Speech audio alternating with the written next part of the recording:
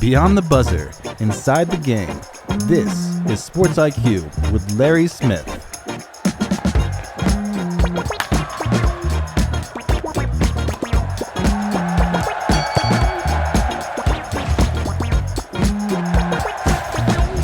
Friday, September 19th. We made it to the end of the week. Congratulations. We're almost there. Larry Smith here at the Sports IQ. Glad you're with us. By the way, some of you may be listening to this on a Saturday as we're bringing in our audience on KLIN in Lincoln, Nebraska.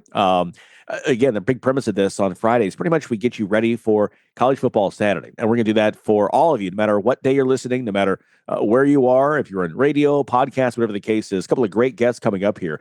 In a couple of minutes, we'll talk with Matt Stevens. He's the color commentator for UCLA football. The Bruins, boy, talk about a start that you just did not see coming. 0-3.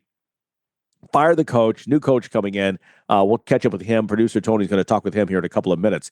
And then later this hour, Jeff Heiser, he's a name that you may not know, but he's in the NIL space. And what he does is he navigates this NIL world for student athletes. It's a fascinating conversation, and we'll talk with him in a minute about what he is doing.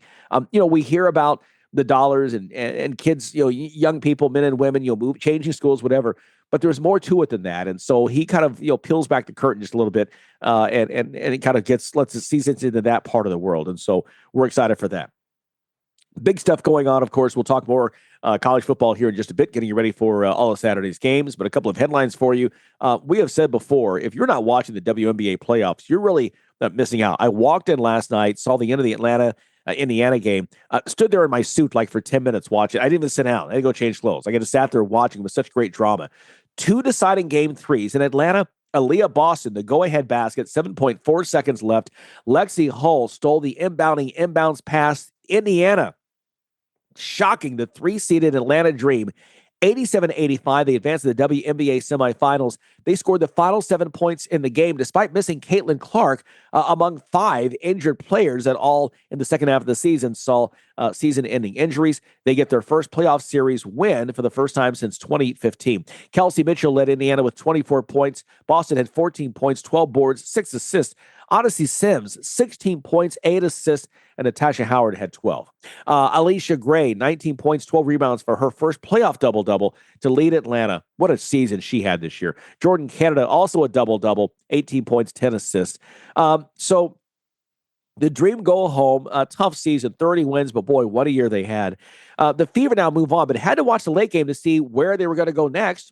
It was a nail-biter in Las Vegas as well. Asia Wilson, 38 points to tie a playoff career high. Jackie Young, the go-ahead follow shot with about 12 seconds left as the Aces beat Seattle 74-73. Wilson, who was 14 of 26 in the field, 10 of 11 at the line, scored 30-plus points in a playoff game for the 6th time in her career. That's tied for the second most in WNBA history. 25 of her points coming after halftime. So, Las Vegas hosting Indiana, game 1 of the semifinals on Sunday. The Aces, by the way, took the regular season series 2-1, the home team winning all 3 games. More news for Asia Wilson on Thursday. She and Alana Smith of Minnesota were named the Co-Defensive Players of the Year. It's the first time Smith has won the award. For Wilson, it's her 3rd DPOY, putting her in an elite group with Cheryl Swoops, Sylvia Fowles, and Tamika Catchings, all legends, and certainly she is as well. One game tonight to decide who is going to face Minnesota in the round of the semifinals. It is New York at Phoenix in Game 3. Again, the winner moves on, and they'll play Sunday at Minnesota. In the NFL, Week 3 kicking off in Buffalo. This one tighter than many expected after the Dolphins just laid eggs in each of their first 2 outings. The play of the game turned in by Bills linebacker Terrell Bernard, who stepped in front of wide receiver Jalen Waddle on a short pass, picked off Miami QB Tua Tagovailoa as the Dolphins were threatening to tie the game with just over 3 minutes left in the contest. Buffalo didn't look sharp, but still got the win 31-21 as they remain perfect on the season at 3-0. Miami falls to 0-3. We'll have more football news a bit later here in the show. Right now, producer Tony is with our first guest. Well, thanks so much, Larry. And, it's been an interesting week of college football, and we haven't even gotten to the games of Saturday yet. We are joined right now by Matt Stevens. He's the color commentator for the UCLA Bruins. And, Matt, let's talk about what's kind of happened at UCLA. It's an odd situation. You don't often – the pros – yes, we might fire coaches a few games in. Rare do you find that we release a coach, 3 games into a season in college. What happened out there at UCLA with Deshaun Foster? Well, I mean, it is strange. It is only 3 games. And, it was a team that had 47 transfers, 27 freshmen, 7 new assistants, and a new offensive coordinator. But it wasn't gelling in the first 3 games. And the second half of the New Mexico game, it was glaring. The team, the players were just sort of losing faith.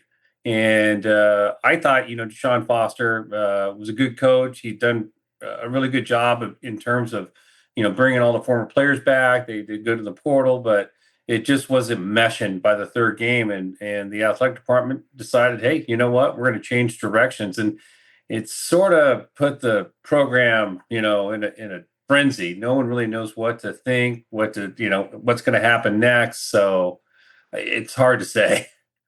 Is this kind of one of those things, when I thought about it, knowing how many players UCLA had brought in, that this seems to be the part of the portal that nobody talks about, that much. Last year we saw FSU brought in 30 plus players, including a new starting quarterback. It never meshed. The quarterback wasn't right. Things didn't work. They finished 2-10. Mike Norville holds on to his job at that point. But is that the dark side of the portal, that if you can't get people to mesh in a rather quick time frame, you don't have much time, especially if it's a lot of spring portal transfers, to make all that happen, right? Is that the dark side of this portal? Well, Nico Iamaleava, I really do believe he's a first-round draft pick at quarterback. I think he's a star. But when you say what you just said, you look at the NFL, they have mini camp. They have preseason games. They practice for a couple of months. All these players for UCLA, they just had 20 practices. That's it. And not only to learn, a new coordinator on offense, his offense, you replacing 4 draft picks on that defense. So it's going to take time. And what happens is you'll meet teams that were like UNLV, they'll bring in, New Mexico. They have a lot of players from Idaho, the new Idaho coach, Jason Eck. They played together. They understand.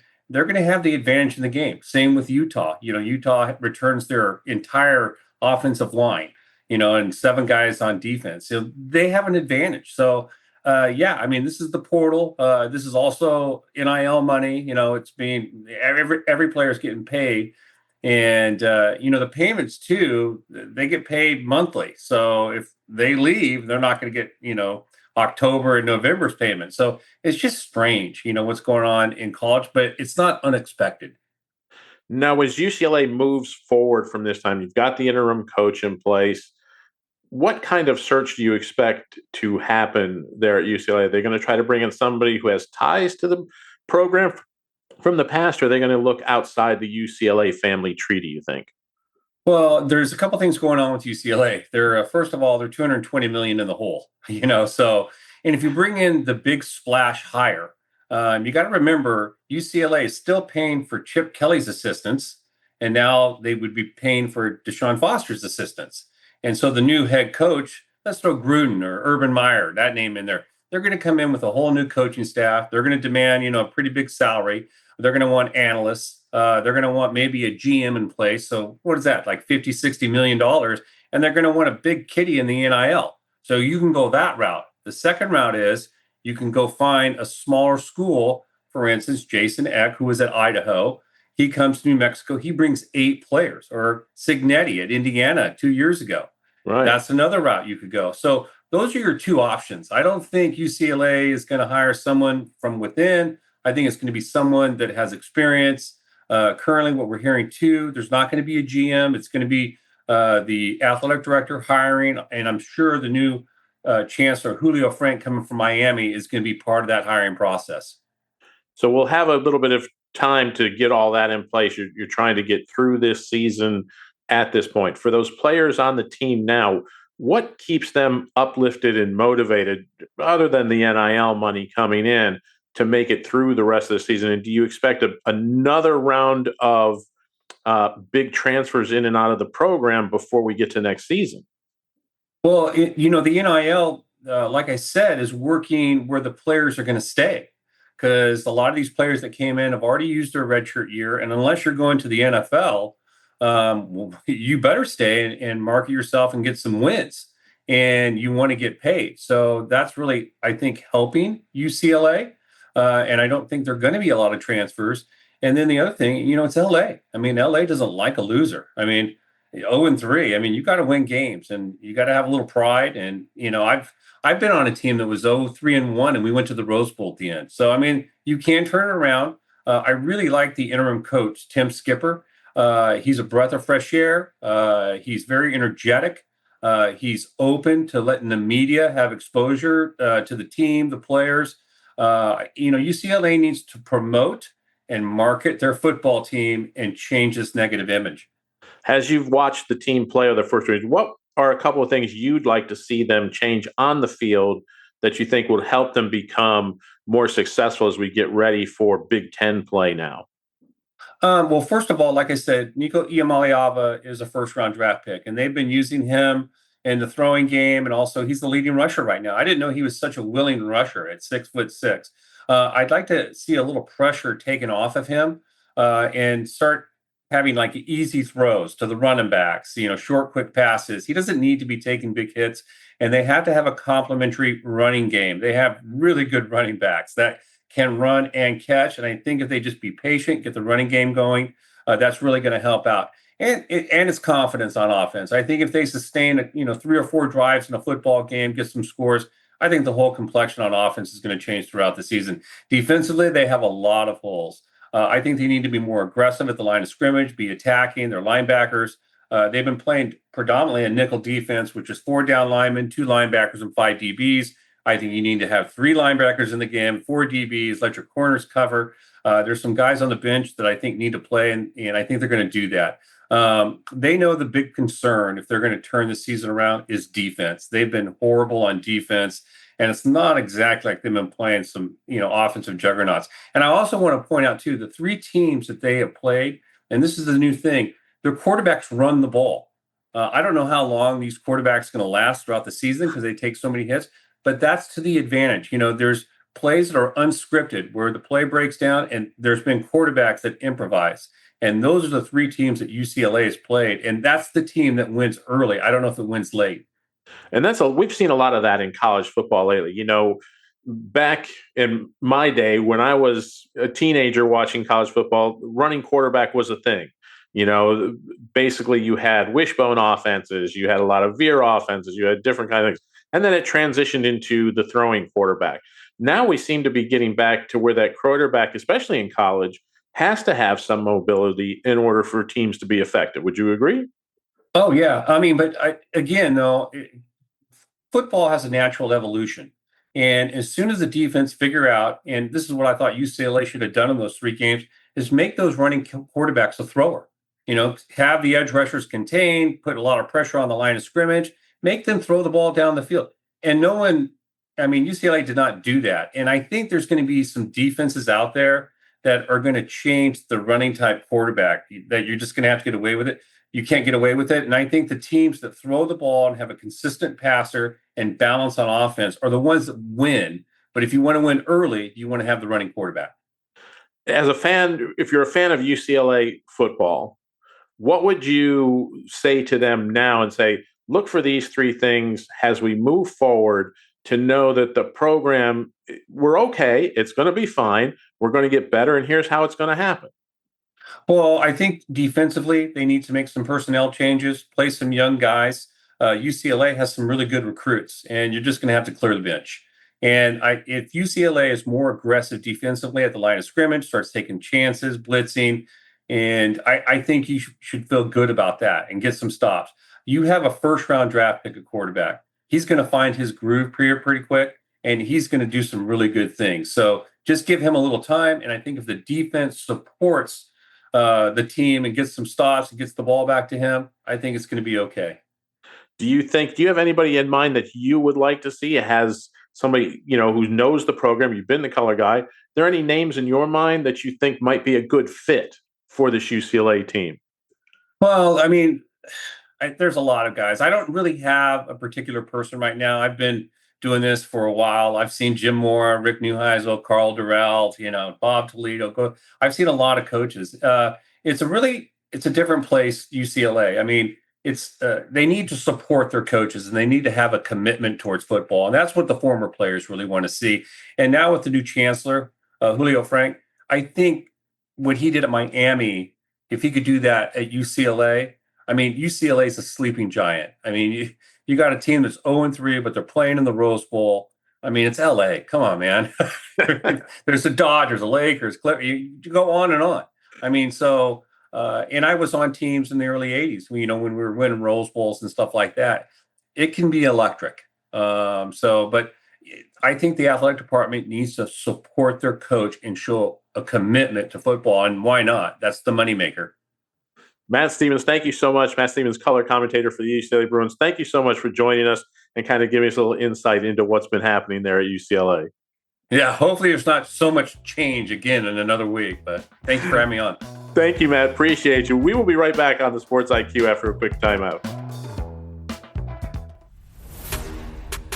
Fans of big sports radio and sports spectacular podcasts have a new home on the Chief Sports Network.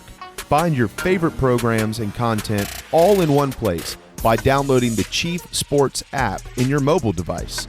Created in South Carolina, the Chief Sports Network is the home of an expanding network of live and podcast format programming.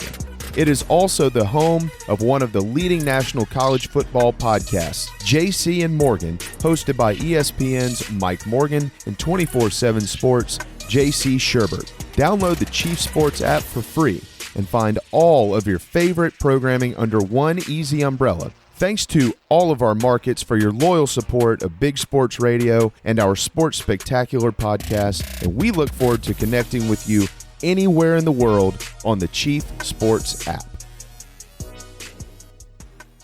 Packages start at $29.99 a month with signed agreement. Restrictions apply. Speak to a representative for complete offer details. See Vivint.com for license details. Terms and conditions apply. Homeowners, if you're looking for the best in home security and smart home technology at a price you can actually afford, we have great news. Now you can get Vivint's award-winning home security systems starting at about $1 a day. U.S. News and World Report has recognized Vivint as the best professionally installed home security system of 2022. And right now, you can get Vivint's home security technology for about $1 a day. Plus, get free professional installation from a licensed technician. Protect your home and loved ones for as low as $1 a day. Call right now for your free home security consultation. 800-613-8053.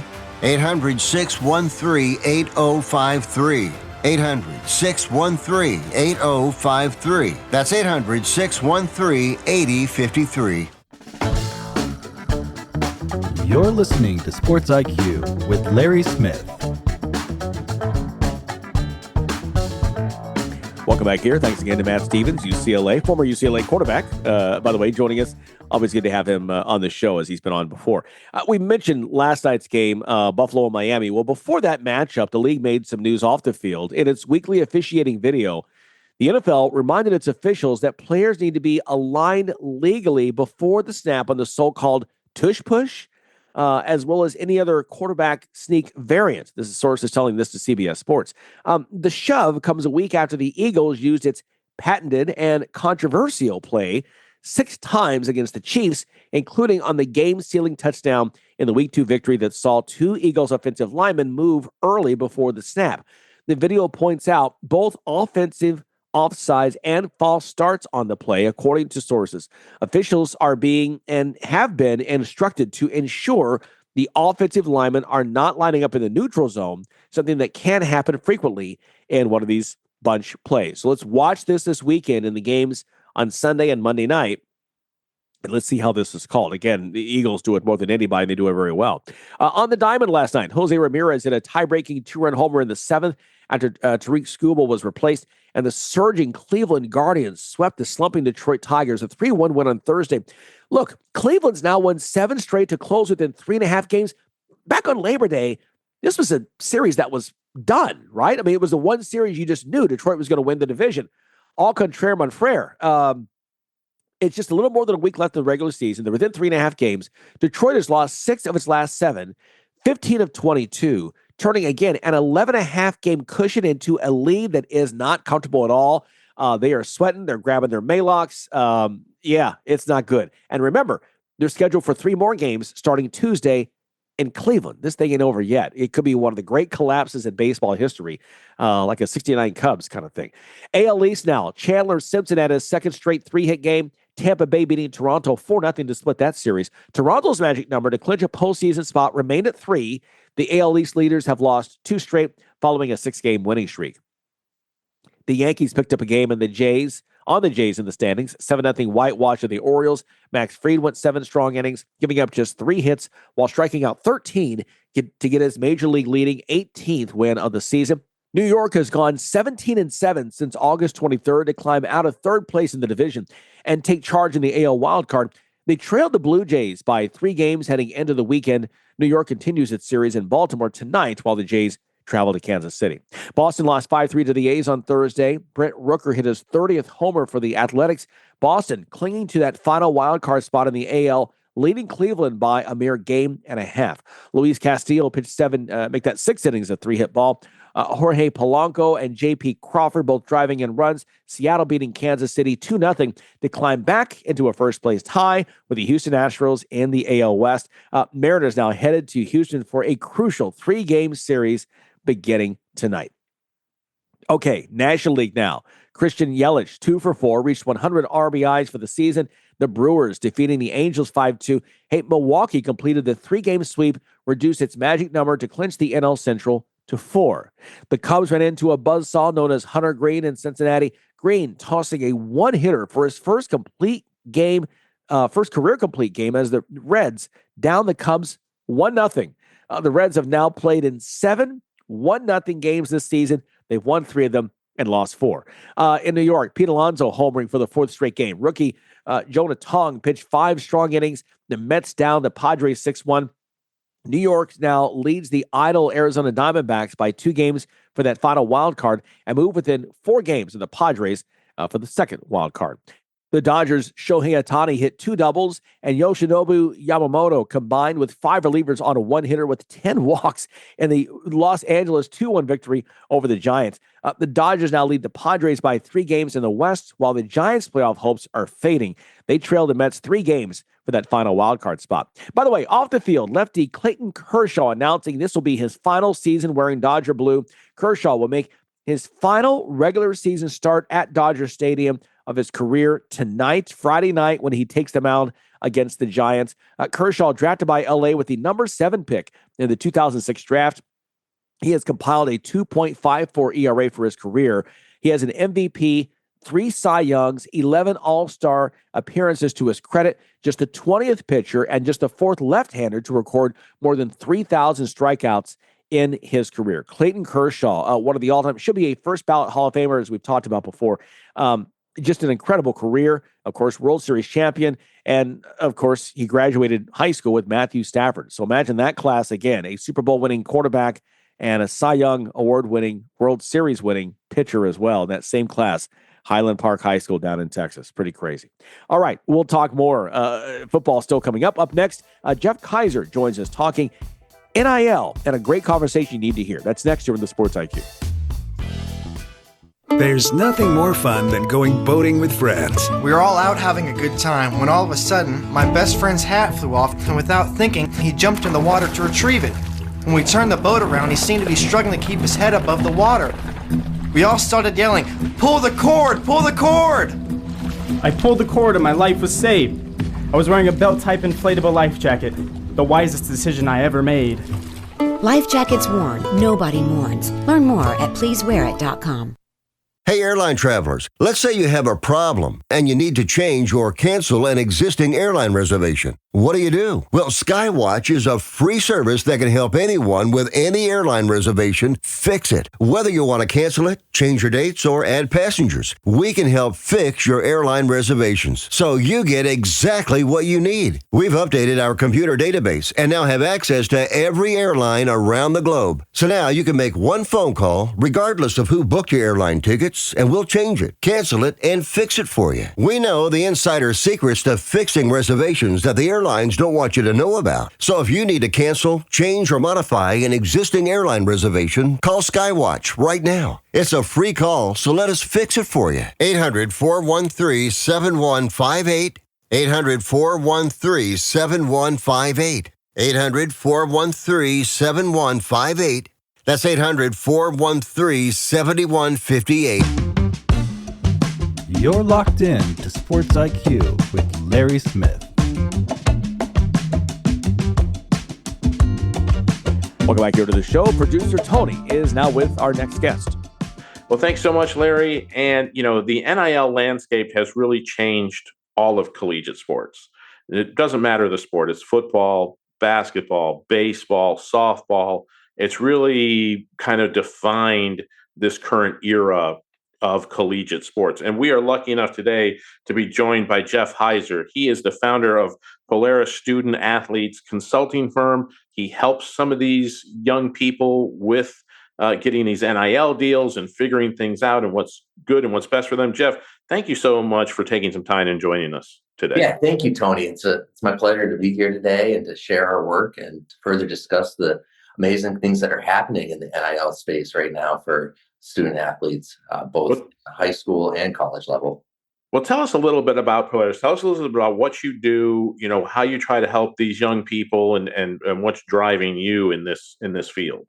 Yes, at my foundational core of experience, that is, I am a school counselor. My background is in professional school counseling, where I hold a master's degree. And the first several career stops for me were that of school counseling positions, where from a school counseling standpoint, they're working with students in regards to the academic advising, the social emotional side of navigating high school at the same time, as well as the college and career readiness component.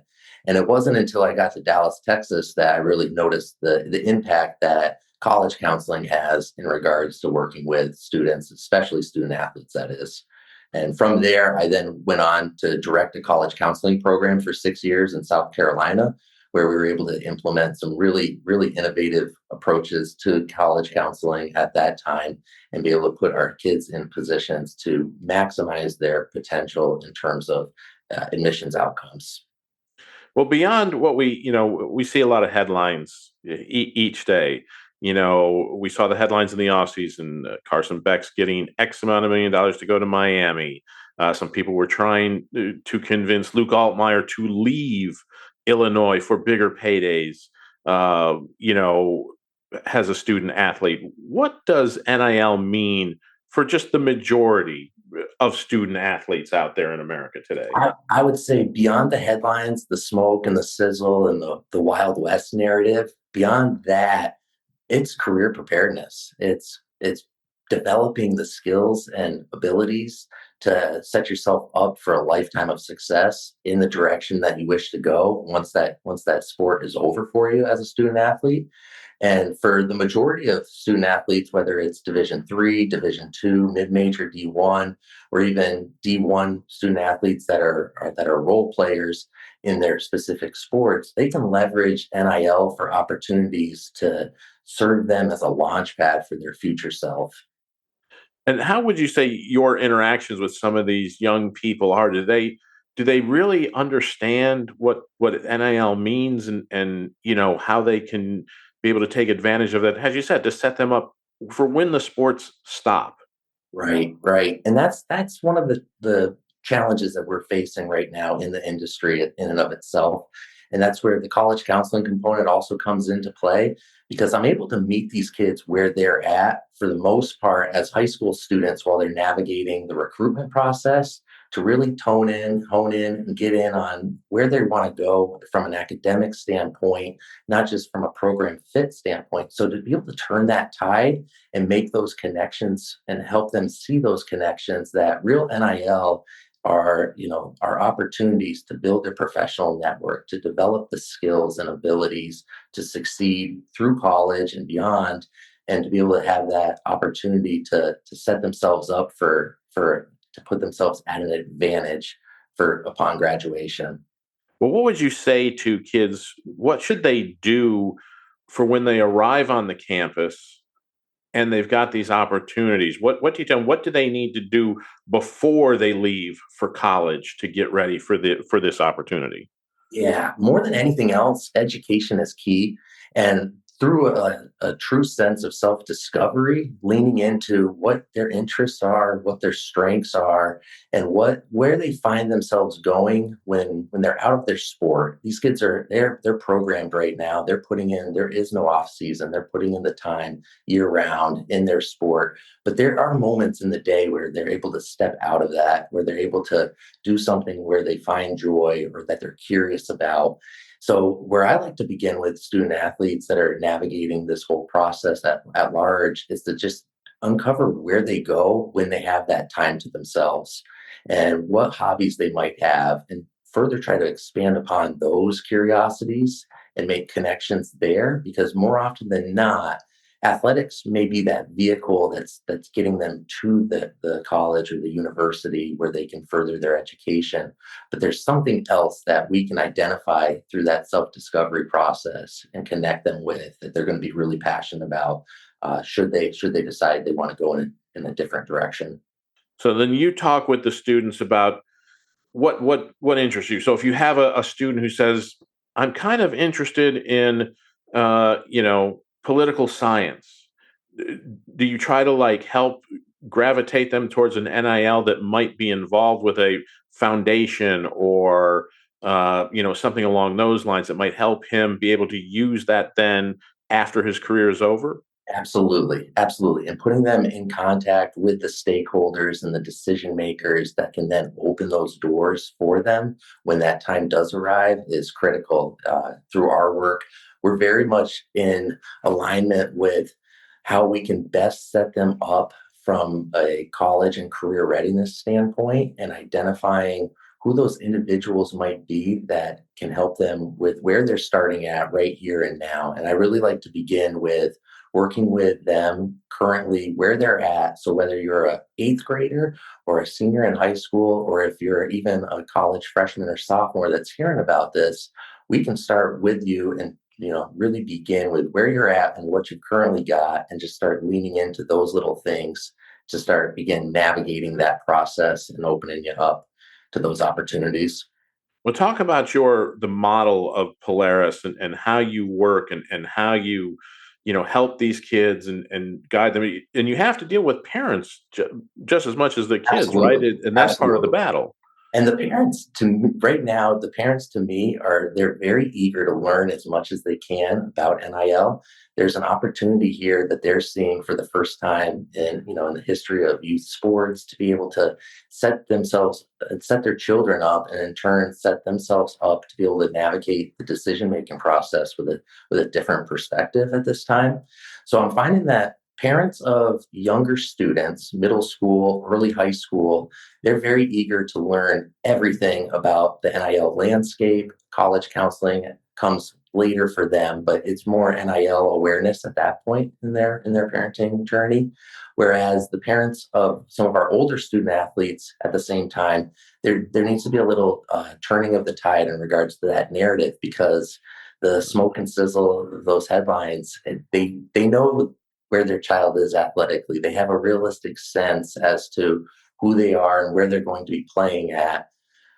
And they may not identify with, the University of Texas headlines in which you're seeing here in Austin and things of that nature. So shifting that and turning the tide of that narrative is huge in the sense of bringing awareness as to what NIL really means. And that leads me to the example of, there was a University of Michigan student recently. She's a softball player on the roster. She's a contributor, but not not a star player by any means.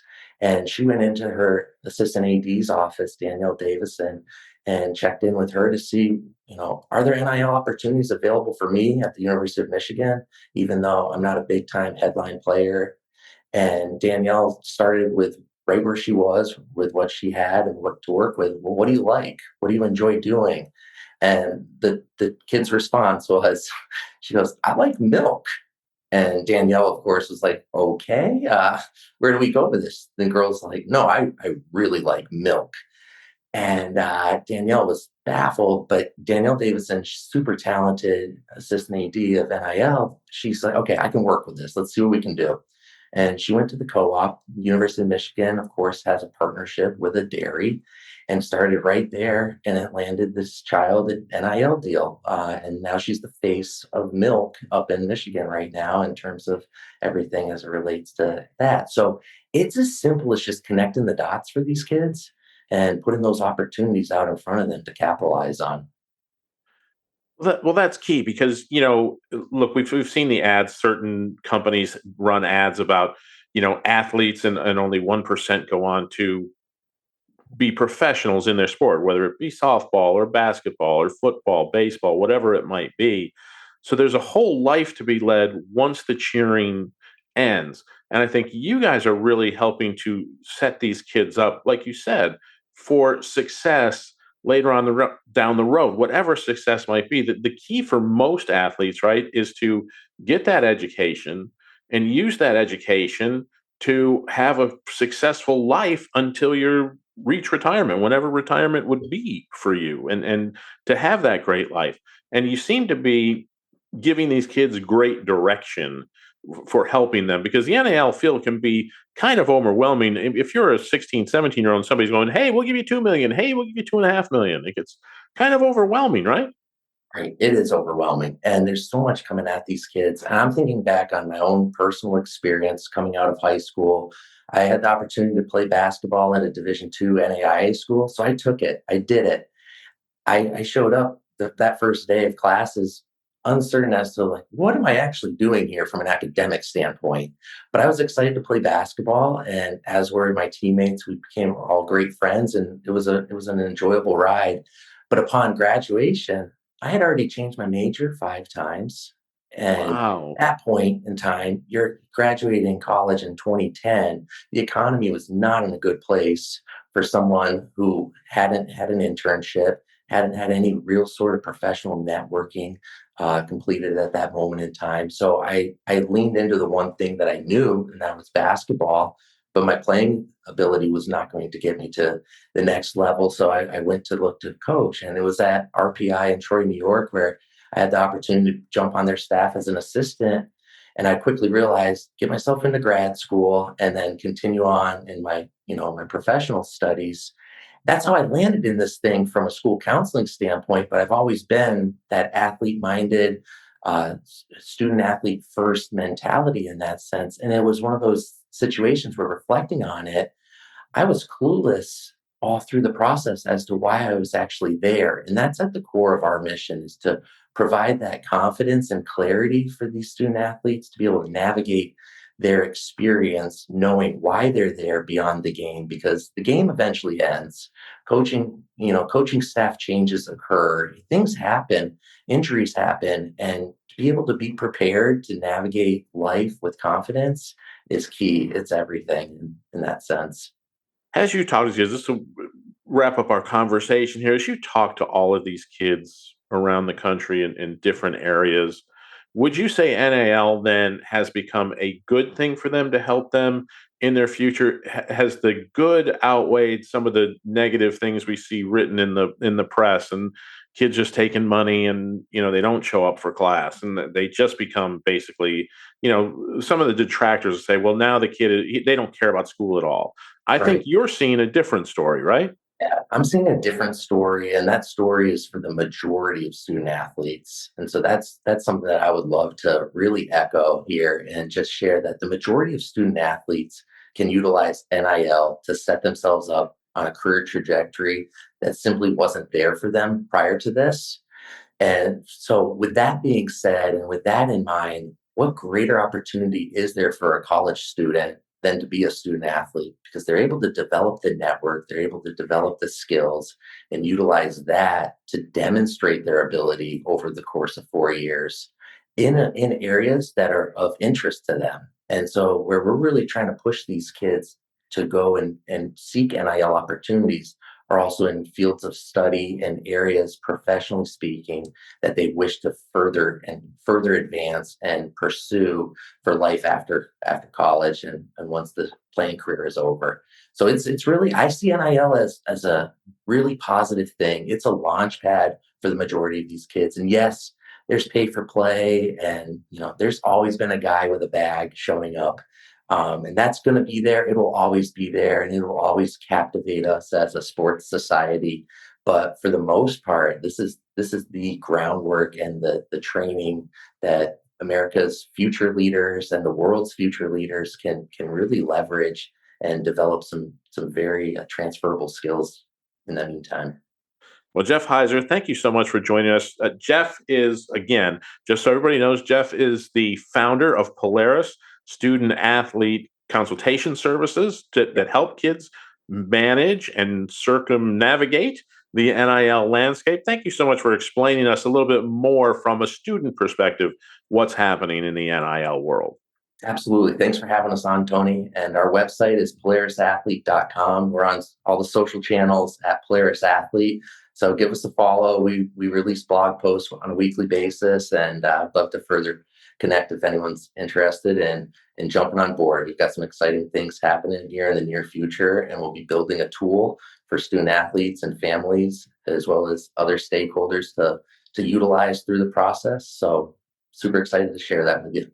Check that out. If you are an athlete and you're in high school and you're thinking about going to college, this is a great way to get your future aboard. Check out their website. Go give them a follow on social media. Polaris Student Athlete Consultation Services. They can help you out and get you ready because, like you said, at some point, the game's end. Absolutely. Thank you, Tony. Thank you, Jeff. Really appreciate it. We're going to take a quick time out, and the Sports IQ will be right back.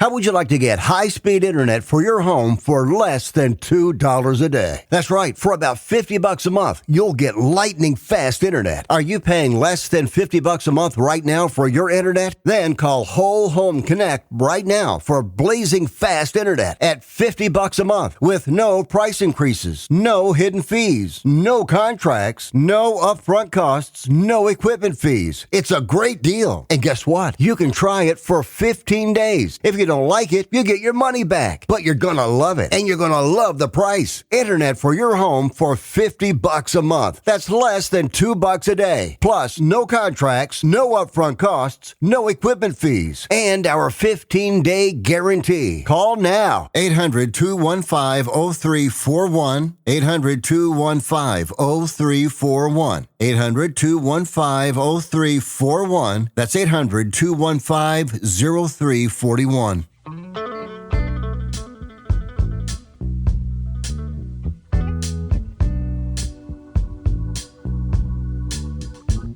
Let's continue now. College football getting ready for Saturday, and high noon Eastern time in Salt Lake City. Producer Tony, we've talked about the Big 12 and how balanced they are. Four-way tie for first last year, and again, it's wide open.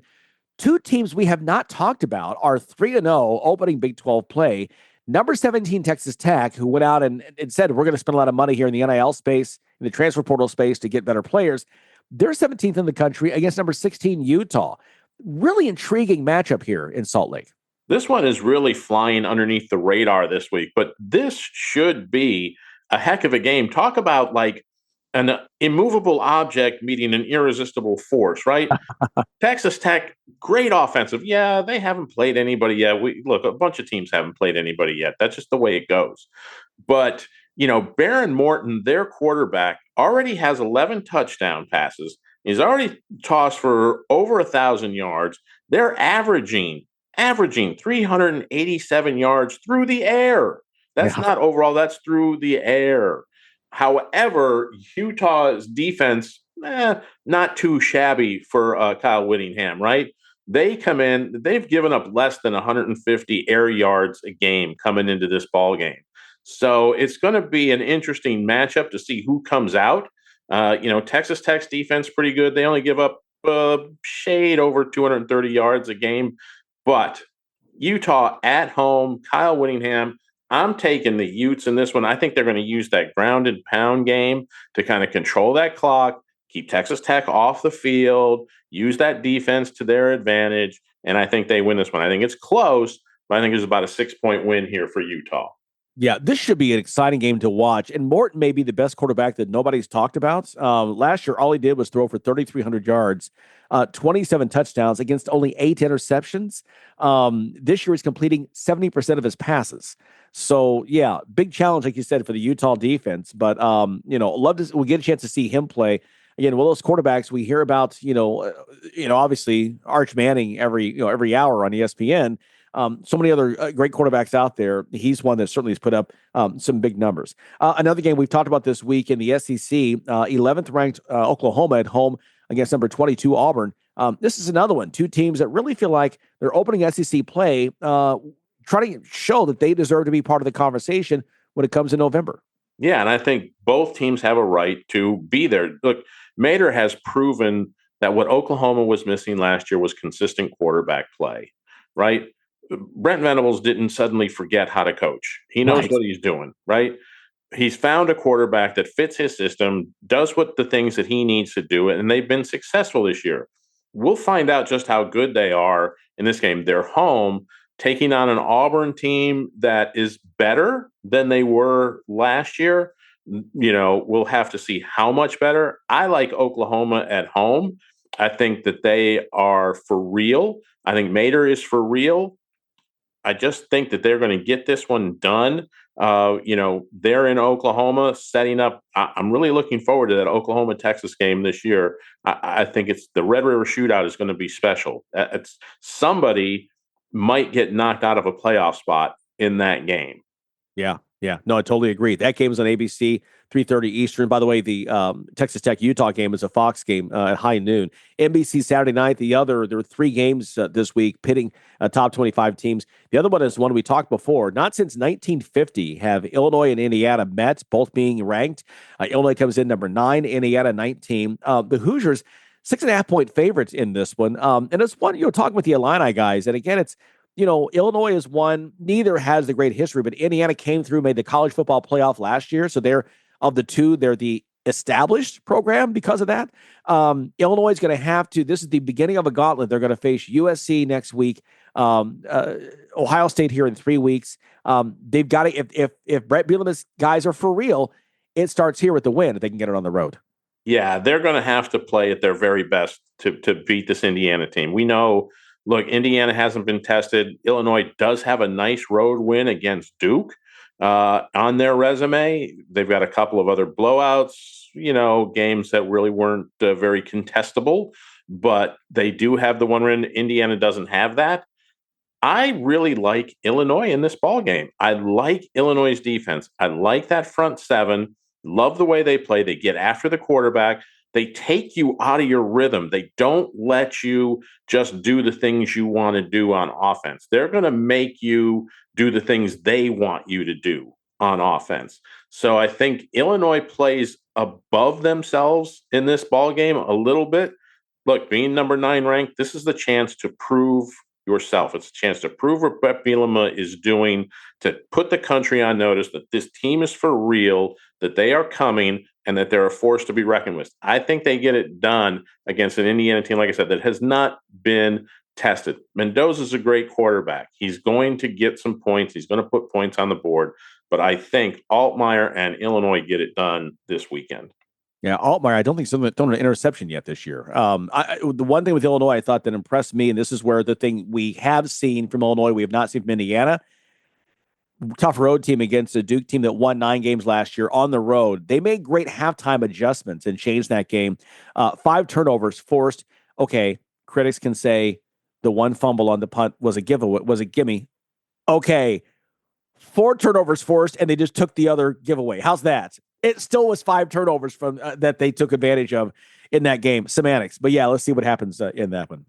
Great matchup. Some other two games too. Florida at Miami. Miami right now number 4 in the country. Watching South Carolina, Missouri. And it seems that Sellers may play now for South Carolina for the Gamecocks, trying to erase the nasty taste of last week's loss against Vanderbilt. Purdue is at Notre Dame. Yes, the Irish get that first win. There's no question they're going to win that game. Michigan, Nebraska is the other one too. Very quickly, Tony, who do you like in that game?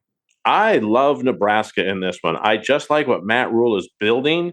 I think being at home, I think they can control the tempo, control the clock. Raiola is for real at quarterback. So is Bryce Underwood, but Raiola has a year of experience under his belt.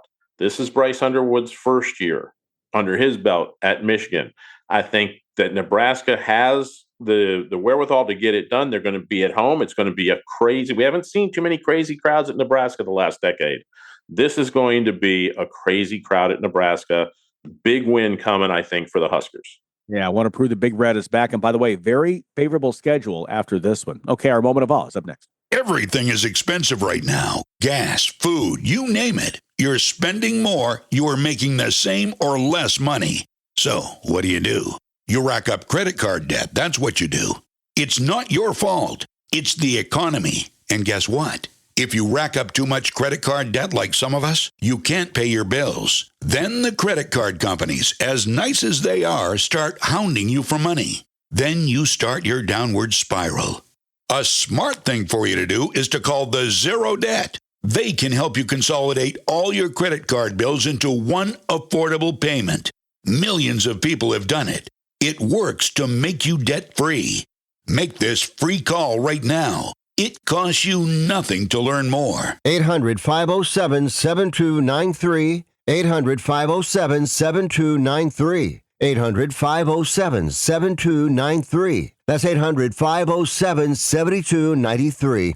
Okay, let's get to our moment of awe right now. It was on this day back in 1947 when Jackie Robinson was named baseball's very first Rookie of the Year.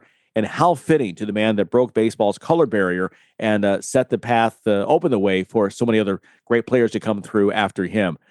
Jackie Robinson gets our moment of awe. Okay, thanks again to our guests coming by. Jeff Heiser, fantastic. Matt Stevens as well. We appreciate you. Man, what a great week it has been. Enjoy college football this weekend, NFL as well, and enjoy the last official weekend of summer. Next time we talk, it'll be fall. All right. For all of us here, it's a Sports IQ. Make it a great weekend. We'll see you on Monday.